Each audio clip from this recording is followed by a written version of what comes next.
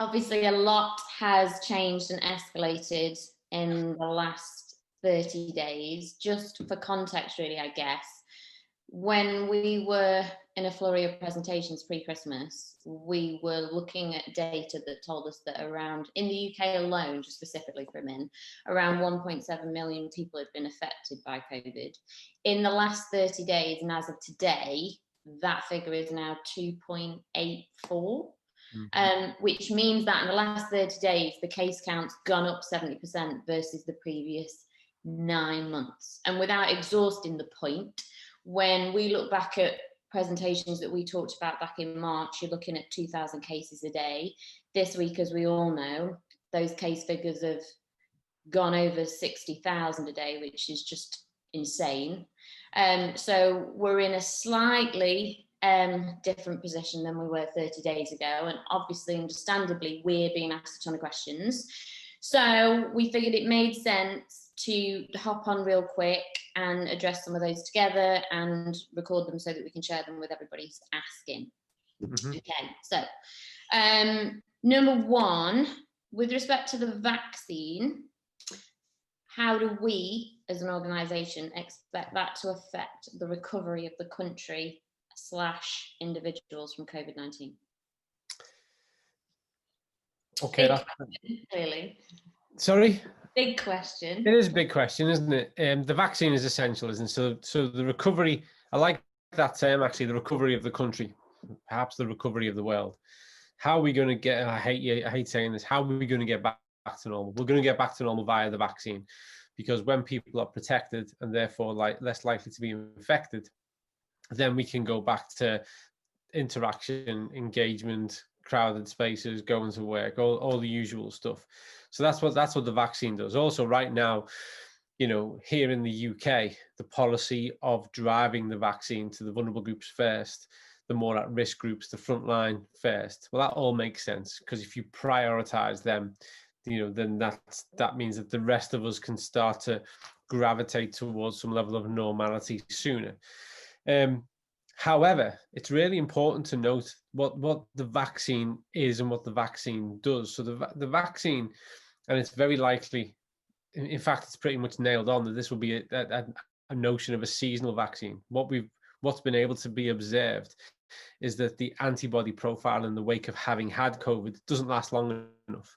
It doesn't last very long, to be honest with you, 5 to 6 months on average, I believe it is. So this is going to be something that people need to protect themselves against. And similar to other flu vaccines, risk factors, age, comorbidities, obesity, all these things will determine, how seriously you need to take it. So that's the first thing. That's how the vaccine is going to work. Does the vaccine mean you can't get it? No, it doesn't. It doesn't mean that. I mean, the best, which don't get me wrong, is great. The best success rate currently available, there's 4 vaccines globally available currently, is 95%, which is pretty good. Don't get me wrong, 95%, really good odds.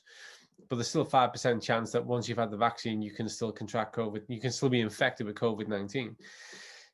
Also, there's that notion of that time between the active presence of the vaccine. And I'm sure that this will develop. This is the vaccine we have now. I'm sure this will be developed. They're not going to go, that's it. But where does that put us right now in the world? Most people haven't had the vaccine. You just read off the statistics now. We were having a conversation yesterday. It's going to be 3 million before you know it. And then it'll be 4 million before you know it. Because currently here in the UK, we're in lockdown. We're in lockdown to at least mid-Feb. Throughout that period, their intention is to get one administration to most of the vulnerable groups that they possibly can. Remember, it's most effective once there's been 2 administrations. They're already now looking at extending the time between administrations so they can hopefully reach more people. So there's compromise after compromise, and there's time, and time typically works against us. So in the midst of all this, more and more people, 60,000 a day, are going to be infected with COVID-19. There's already nearly 3 million people who've had it. And we know that most people within that group would benefit from the help and support, guided, structured restoration and rehabilitation. Put that into a different context. For 20 odd years, approximately 12% at best of the UK population engage in exercise, physical activity meaningful enough to change their outcomes, certainly with regards to their engagement in the fitness industry. So that equates to, 8 million, 8.5 million people-ish, okay, of an entire population. Well, we're approaching 3 million people who've had COVID. I'm pretty confident we'll reach 4 million people, and then we'll see where it goes after that. So potentially 50% of that group, we're talking about, this is millions, 3 million people need support. So the vaccine is essential for getting us back to living, definitely. But the vaccine doesn't fix all that stuff. The vaccine doesn't help you overcome your fatigue. The vaccine doesn't deal with those neurological issues that a person experiences, those cardiovascular issues, those upper respiratory tract, those lung issues. The vaccine does none of that. It's not a fix-it pill. So if you've had COVID-19, you will have the vaccine because the antibody profile doesn't last long enough. You shouldn't have it whilst you're symptomatic, incidentally. But the vaccine is not going to fix all that. It's not a wonder drug. Well, it is in regard to what it does. Sorry, go on. What were you going to say? And I want to pull that comment back. The vaccine is a wonder drug with regards to what it does. I think it's incredible, but it's not going to fix all those things. That's the point I'm trying to make. So all this growing population of people who need help are there and waiting. They're already there, and there's going to be more, markedly more. And I guess in real terms, the effectiveness of the vaccine for the longer term is really dependent on the success of this rollout strategy, because if there's setbacks along the way now, the rate of growth of case count is going to be so significant. It's almost, and not that I want to be a negatron, but it's almost a bit preemptive to assume that the vaccine will solve the issue for so many people, because there's still a shed ton of people still at risk in this immediate term. Oh, I mean, yeah. And yeah, I know where you're coming from, Mel. I don't want to get into kind of scare tactics. I know where you're coming from. Of course there is. And also we've got this, I hate the phrase new strain. We've got this, the virus has morphed, and that, that has implications. I was reading a couple of articles just last night that says even this level of lockdown is going to struggle to deal with this new morph of it, because of just how much more infectious it is. And it's more infectious because it spends more time in the upper respiratory tract. There is more of it, 6 to 10 times more of the virus in the area per millimole. So then there's a greater amount of it to spread, and it's stickier, so it has a better chance of taking hold and doing what it does.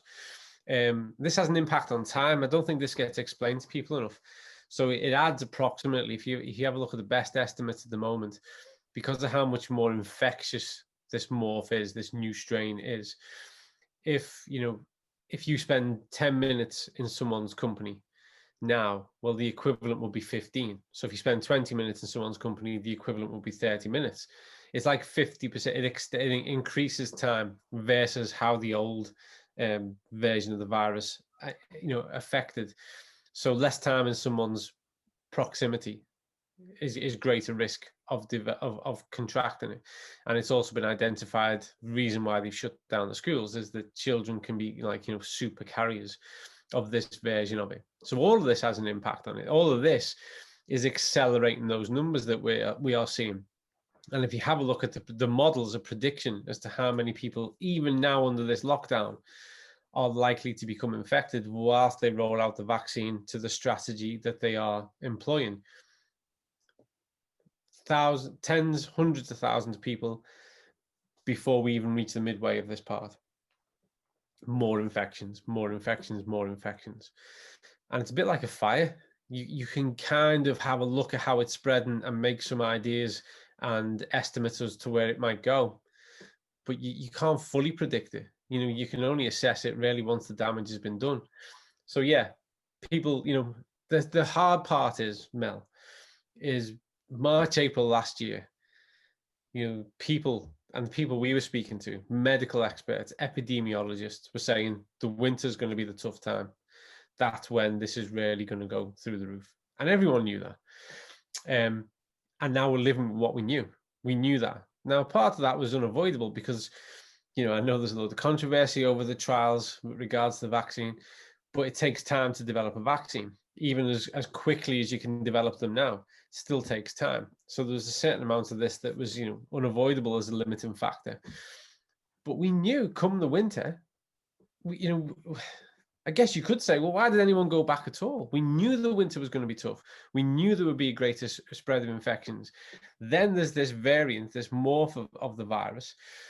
So more people are becoming infected right now as we speak. Now, the good news is that the science so far is that it's no more severe symptomatically than the previous morph. Now, that's good news, but you got to recognize the previous one was devastating. It was killing people. It's still killing people. It was leading people towards cardiovascular issues, neurological issues, stroke, heart attacks. The list goes on. So the good news is it's no worse than that. I don't know what could be worse than that, but that's the good news. It's no worse than that.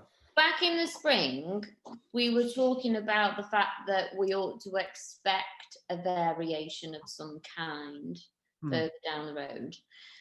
One of the questions we asked is whether, and again, not in a scaremongering way, but just, and arguably we don't want to be speculative about it, but as a population, ought to we expect more variations, or is it, who knows? No, definitely you will. That's what viruses do. Viruses morph and change. That's why there's a seasonal flu vaccine. Viruses change, Mel. So yeah, it will change. I think when we were talking about it in April, it had already morphed 3 times by then. There was some rapid morphology in the early days of it. And again, the only people who were surprised by the fact that it morphed this time around were the media. The epidemiologists, the experts were going, well, no, this is what viruses do. It's the media go, oh my God, it's changed. And don't get me wrong, the change was significant because it has greater, it's more infectious because of this morph. But yeah, so it will change again. It will change again. Viruses are difficult. Virology is, it's warfare. It really is. They are a difficult opponent, and most viruses we're unaware of. We don't have vaccines for most viruses, thankfully. Particularly within kind of the way we live, we're very fortunate. Our body deals with most of them with low-level symptoms. That's a good thing. But then we know there are some really bad guys out there, and that's where the seasonal flu vaccinations come into their own. That's where if you travel into certain parts of the world previously, you will be encouraged or be required that you had certain types of vaccinations before you go there. And that was all normal. People had very little issue with that. And then suddenly now, the one that's here at home, they're going, I'm not having that. I'm not taking this one. So when you went off to Africa on holiday, you're happy to have those 20, but you're not having this one. But yeah, so viruses, they do change, they do morph. The difficult, it is warfare. It is viral warfare. And I just mean counteracting them, not any kind of conspiracy nonsense. So yeah, it will morph again. And, thankfully, there is a lot of money and there are a lot of eyes and attention on particularly this strain of it at the moment in dealing with it. But the reality is, Mel, is that more people will encounter this one. They will be infected with this one. The numbers. What is it? And I know this gets asked a lot, and we've been asked this quite a bit this week, but is there a percentage or a number yet on the chance that you will get the new strain of COVID if you've already had the previous version? No, not that I'm aware of. But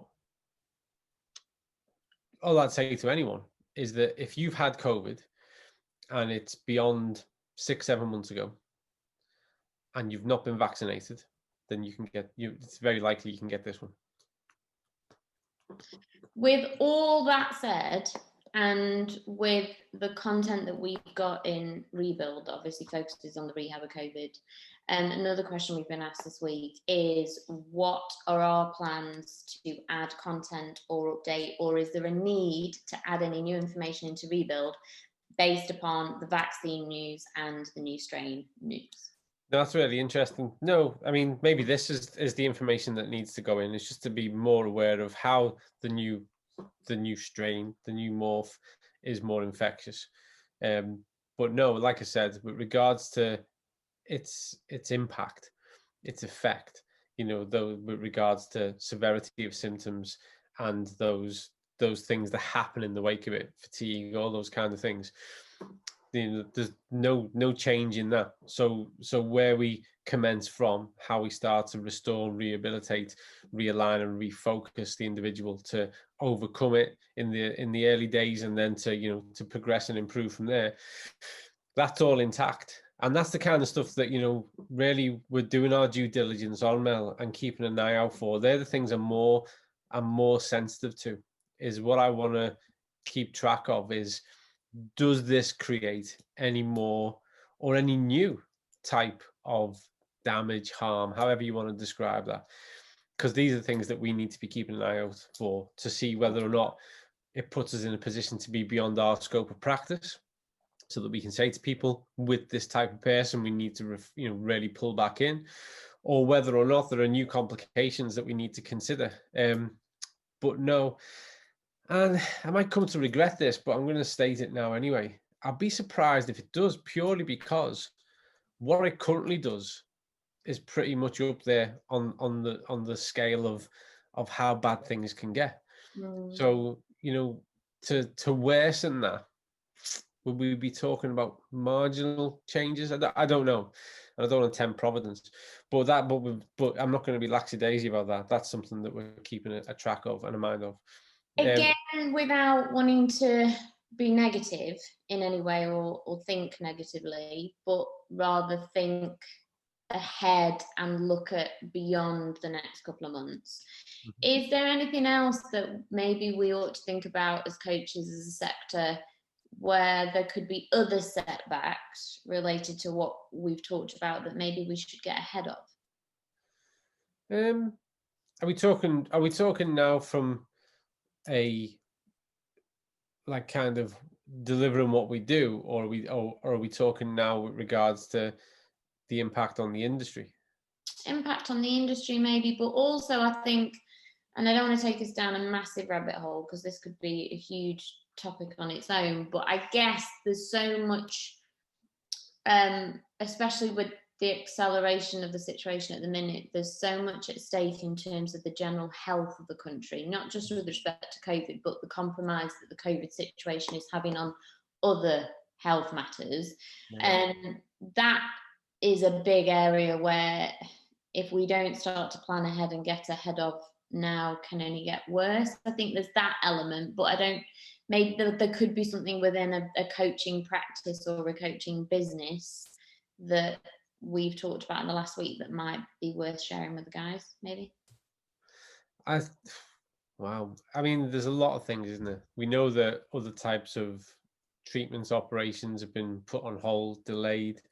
There's a massive backlog, and there's going to be and that's going to be multiplied now because of what's going on now. And believe me, personally, with regards to my wife, who's frontline NHS working in the midst of this, I know what's happening around me at the big hospitals, district generals, in Liverpool, Wrexham, North Wales Coast, here on the Wirral, Manchester.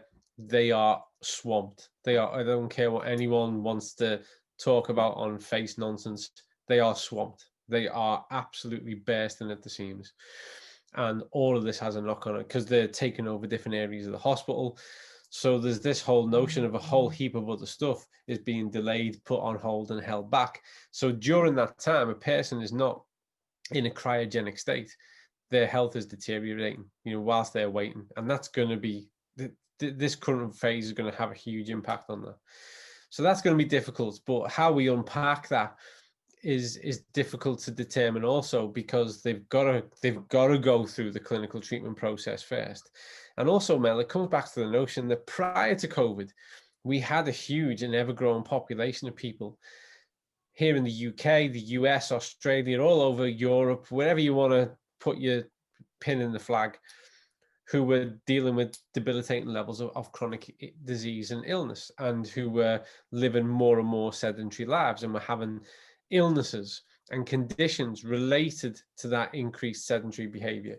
So all of that needs us to get involved and get moving and get fixed. But what I've seen recently, and maybe this goes back to a conversation we had, I think it was yesterday, is that there's now becoming a narrative emerging of people who are going, I don't need the gym anymore. I've got used to my wearable tech, and I, bought a bit of kit at home. That's it. That's me going independently now.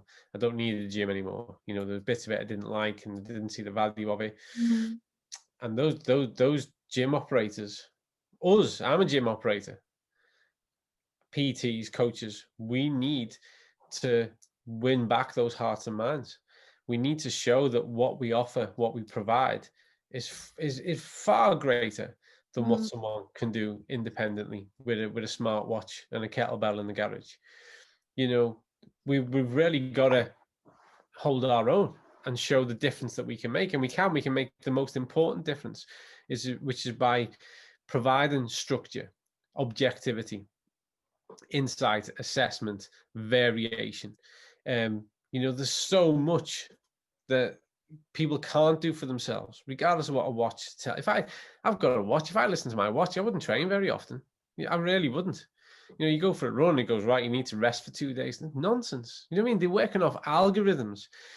And, we, as an industry, we've got to win back hearts and minds, because a lot of people have got used to not going to the gym now, not going to the leisure centre. I'm not suggesting that anyone is snoozing, because far from it. Everybody's scrambling and hustling as best they can. But I would say, of all the setbacks that we've had in the last 12 months, now is definitely not the time to be snoozing. Now more than ever is the time where we as a sector stand up and demonstrate our leadership in health promotion, living well, staying active, but maybe approach it with like a different tone of voice in the context of what's happening, because often in the past those messages have obviously gone unheard with a large proportion of the population, and now it's different.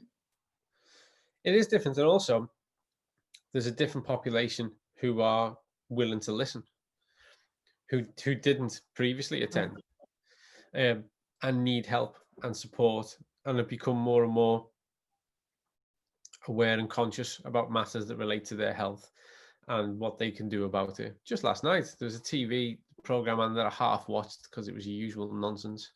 How can we really boost our immune system? And they dredge up a handful of profs who are prepared to do TV, who will go say very little, to be honest with you. This is the problem when you put academics on TV.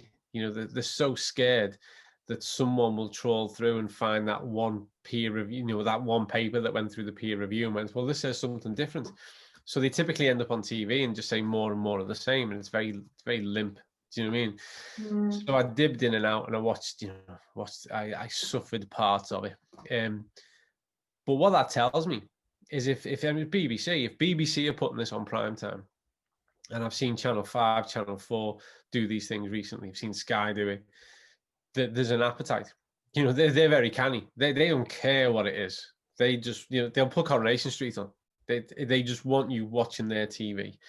So there's an appetite. They know there is an interest amongst the population to listen to health messages and to think about what they can be doing. And so they're creating TV to provide for that audience. That's our audience. We need to speak to them direct, because, we are the experts of it. It's our profession. They are our people. And first of all, whilst they might be on a TV, might be on a couch watching it on the TV, they're in our community. They're in our area. And these are the people that we need to start engaging dialogue and start to show them what we can offer. And there's, this is what people, this is their profession, and make no apologies for that. This, people need to sell their skills, because that's what they do. This is their vocation, and their occupation. So they need to be putting themselves out there and showing what they can do, what they can offer, how they can enhance a person's progression journey, make it more meaningful, make it more productive, and measurably change things. Because most people, the fact is, if I put my other hat on for a minute and sitting on all these health boards that I sit on and all the rest of it, most people, when left to their own devices, either don't do it or don't do it enough, or just get it wrong. That's another part of the problem that we don't really ever talk about, is that when we leave people to do it on their own, they either don't, or they don't do enough of it to make any change, or they get it wrong. So why all of a sudden, just because there's been a global pandemic, do all these non-trained, non-professional, non-expert people, why would you suddenly go, yeah, I can do it all myself?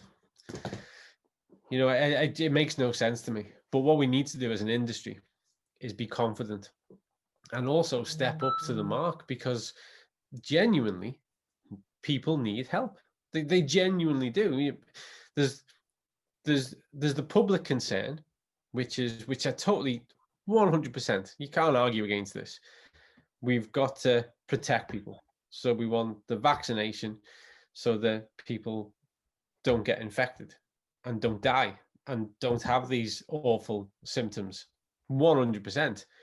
That's our frontline offensive. 100%. But there are people who've already had it, millions of them. And there's going to be at least hundreds of thousands more, if not another million or two more. And those people, a huge percentage of those people, are going to benefit from structured support to overcome the fatigue, the complications that are in the wake of it, to improve their sense of well-being, health, physical status. But let's just forget those for a moment. This has been coming our way one way or another for a long time, because nearly 1 in 2 people are getting cancer because of 50% of the population being overweight and obese, because of type 2 diabetes amongst children, because of metabolic syndrome. The list goes on and on. So all of those people, that massive population, which we're talking about 10, 20, 30 million, they all need and will massively benefit. That's how we're going to change health statistics in across the world. They need structure, they need guidance, they need input by fitness, exercise, health professionals. They do. So to me, COVID is right up against us. So we're all going, right, we've got to work with these lot and help these lot. And that's what that's what Rebuild is all about. Fortitude is saying, well, look at all these other populations. Some of these guys who've had COVID might actually cross over and have comorbidities and have issues. But Fortitude was always about saying, well, these people, this population are already living with us, and they need help. They need guidance. They need something that they can rely on and actually motivate them and encourage them and support them to change their health statistics. And that's why we divided the program up into that way, which was to deal with what's upon us right now, but also to recognize that this is a part of that problem, to be honest with you. And that's why it's inherent within it. So I guess moving forward, whereas right now, I think this conversation, understanding the vaccine, how it works, the importance of it, and this change more for the virus, I think this is a way to update our conversations within the Rebuild program. But what I'm really focusing on is going, well, how do we now develop the Fortitude program? Because we need to be more nuanced. We need to do more and be able to support more and do it better. And the fact is there have been programs out there for a while. In my estimation, they've never been great. I'm not just saying that because it's ours versus theirs. They've not really hit the mark because they've made no change. As a scientist, the way to evidence efficacy is to measure the change. There's been none. Things have got worse. That's how much good they've done. Yeah. So it's not my opinion. Things have got worse. At best, they haven't improved. That to me doesn't say it's worked. That's what you do. Smallest meaningful change. What's the smallest meaningful change? 0. Things have got worse. So we need to do it better. And I think the approach we adopted to begin with was a good approach, which is to go, here's the complications, but more importantly, here's what you can do about it. And I just think we need to elaborate on that. We need to empower people more to see the changes they can make. And we need to have a confidence as well. You know, the one thing about that TV program last night, which is typical of these TV programs, they lack confidence. You know, they're not prepared to say it how it is. You know, it's all this, maybe you might want to think, oh, you know, you might want it in the winter. You might benefit from having vitamin D. No, you will. You should take vitamin D in the winter. That's it. There's no maybe let's. I think that's such a massive part of the problem, though, because it's not new information that the vast majority of the population is super confused between one thing or another in every regard with regards to fitness, lifestyle, and nutrition. So if we can be steadfast on certain things as a sector that we know to be true without question, I think that would help people significantly to cut through the bullshit. True. And everyone's so scared that, I mean, typically, you know, you'll get people who have massive confidence about very little information. So they'll do a program that says you got to drop all your calories to 800 kcal per day, do that for 21 days, and look how amazing you're going to be. That irritates me. You know, and they'll jump on TV and bang about it. So you get uber confidence there. But then when it comes to something like, you know, how much vitamin D we should take throughout the winter months, you'll get them going, well, maybe you should consider, we'd advise that you should consider that you should take, you know, some, and then they'll, you know, then they'll say a low dose, a daily low dose. And why do they say that? Because they're terrified that someone will take too much. So they go really low, which if you spend 2 minutes looking at the peer review, would say largely ineffective, better than nothing, but largely ineffective. So they sail so close to, you know, to safety just because they're so scared. There's no, you know, there's not. We can work individually with a person. The way to determine how much vitamin D you should consume is to work with an individual who can make some appraisal of your diet, estimate reasonably, you know, good estimate, educated estimation of to what extent you're deficient, and then make recommendations based on that. It's not hard. You know, that information is not hard to access. Looking at physical activity and exercise as to how much we should do. I don't know where we're at in the world. Everyone's like kind of terrified to encourage too much. Get over yourself. That's not the problem. The problem is no one's doing anywhere near enough. Let's encourage people up. Instead of going, oh, you know, got to be steady. Don't want to do too much now. Give over. People aren't moving enough. We need to get them up and off.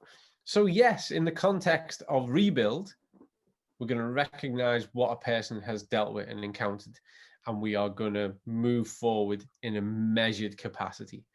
We are going to underestimate their tolerance to begin with, to develop that aerobic system, that aerobic capacity and exercise tolerance.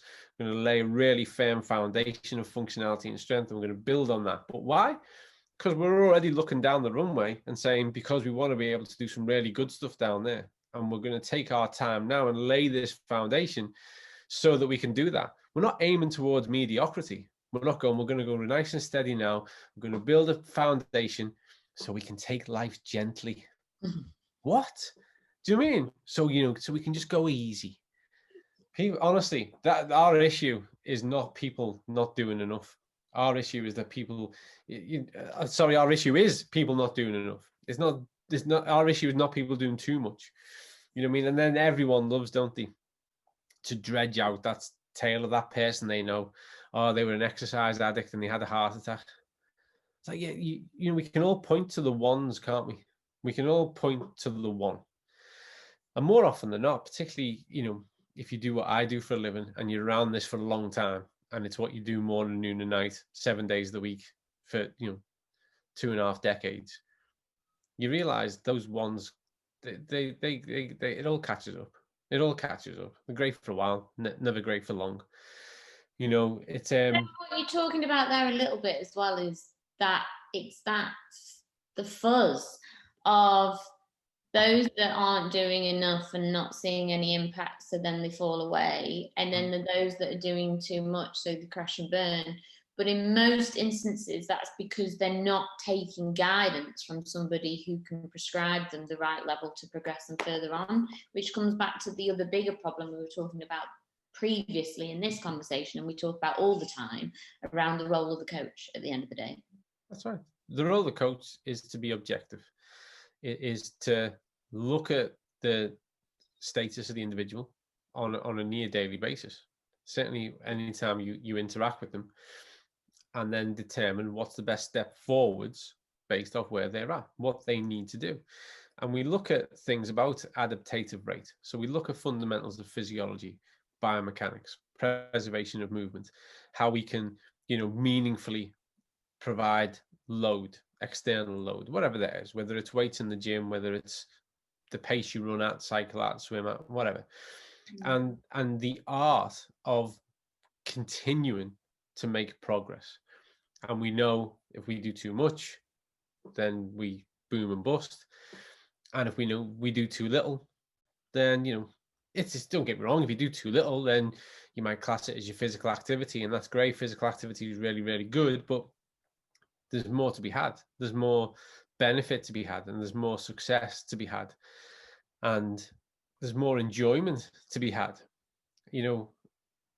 A big part, I think, I'm going to get a little bit whimsical now, but a big part of the problem I perceive it as is that what motivates a person based on their expectation is a little bit kind of whimsical.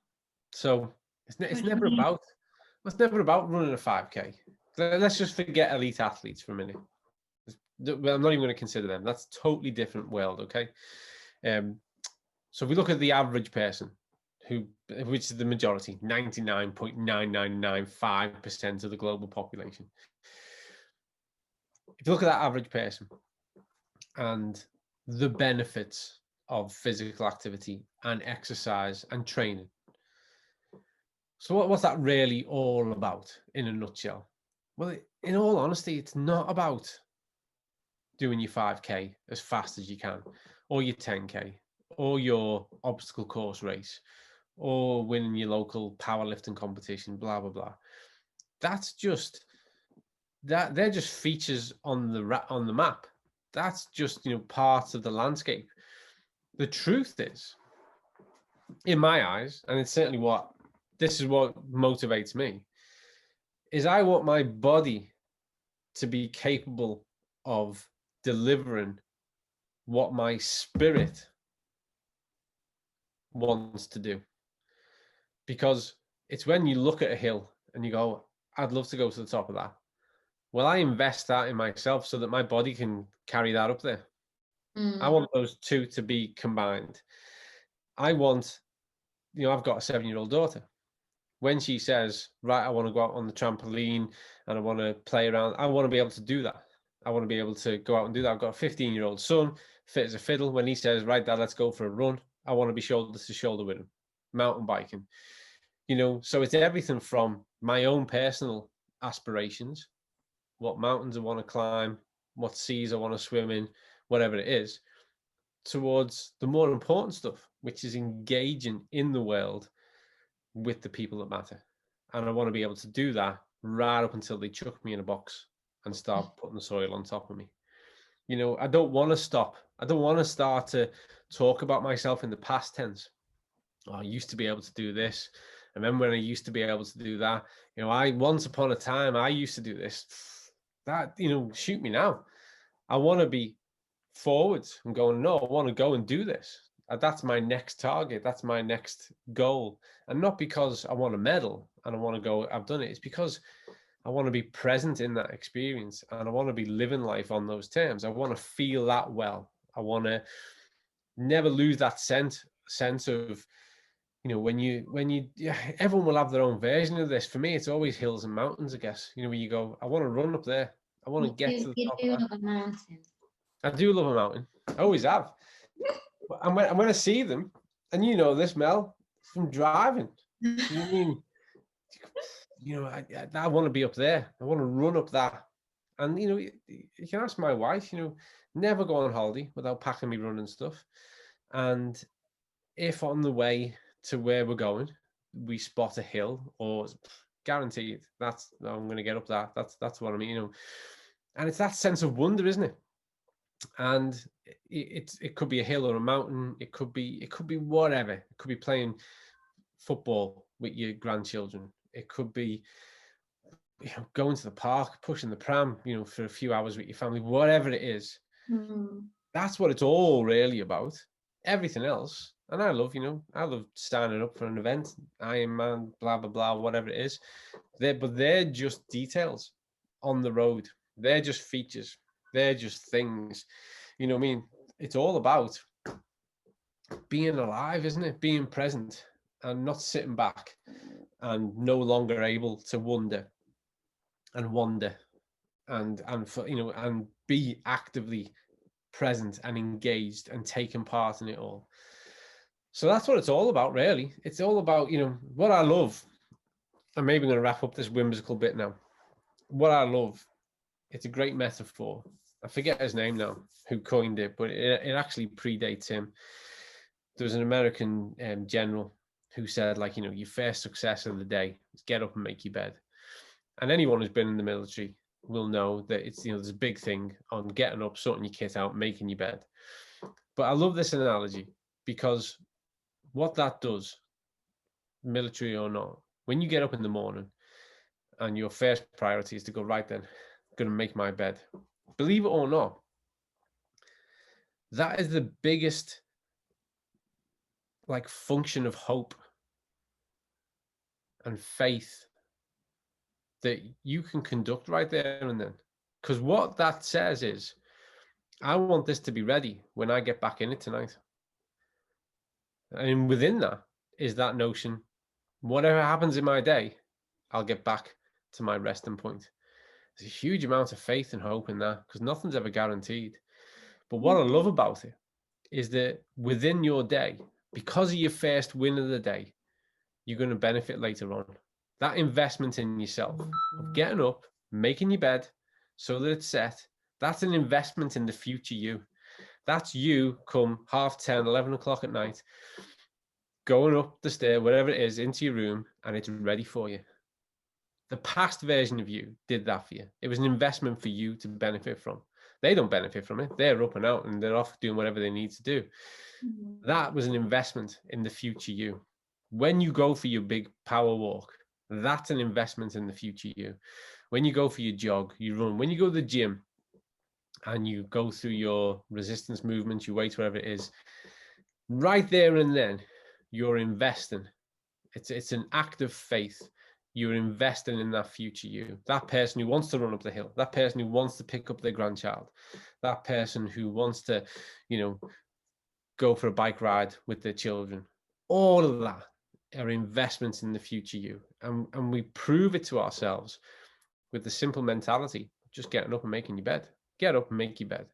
Do it every day. Make it a habit. Start to invest in the future you.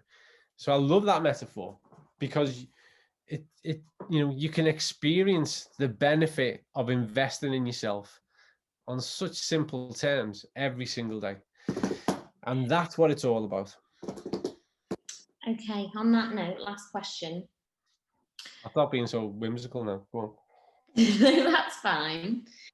Okay, question. I've tested positive for COVID. Not me. We've been asked, people have been tested positive for COVID and they've asked us if we've got training programs that they can follow, because in their words, examples like, I know what I'm like, I don't want to be going out trying to attempt 5Ks, 10Ks, because I know that's not the right thing to do. So that's a big positive already.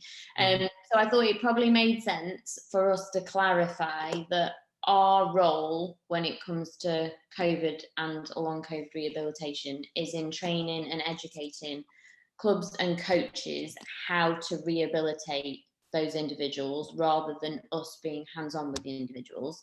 Yeah. We obviously connect with individuals that need help. That's a big part of what we do, so that we can connect them with coaches and with clubs, and to drive awareness of the fact that clubs and coaches and communities can provide that help.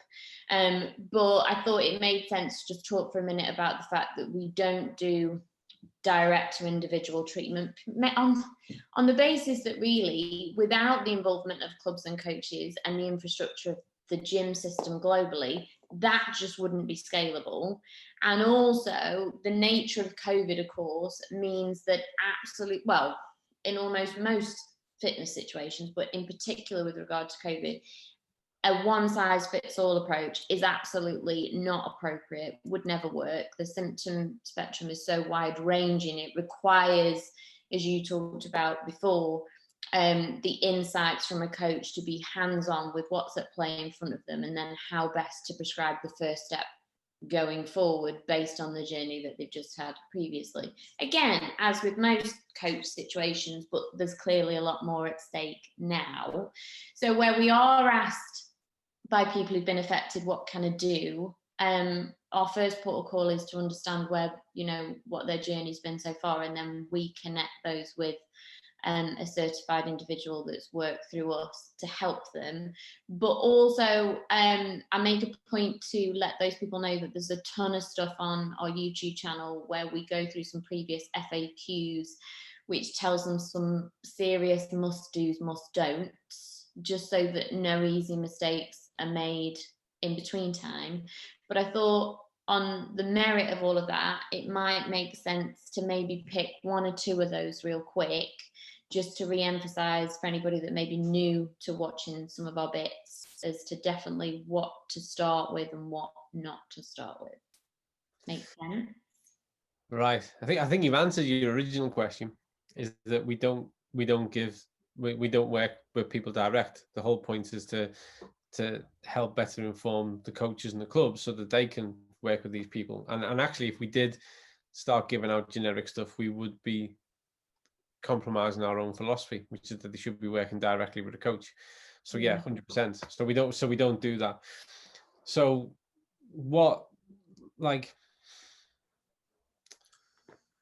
so where should the person start from? Again, I don't really want to do anything that's going to undermine what our philosophy is. Yeah. But, because it's really hard. It's really hard. It takes a lot of, it's hard for most people to be objective. But what I would say, encourage anyone to do, if they're looking at commencing their physical activity and structuring their exercise, is start to get a gauge of how their body is responding. So look at what their resting heart rate is, what their heart rate is like when they start to become active around the home, the changes in that.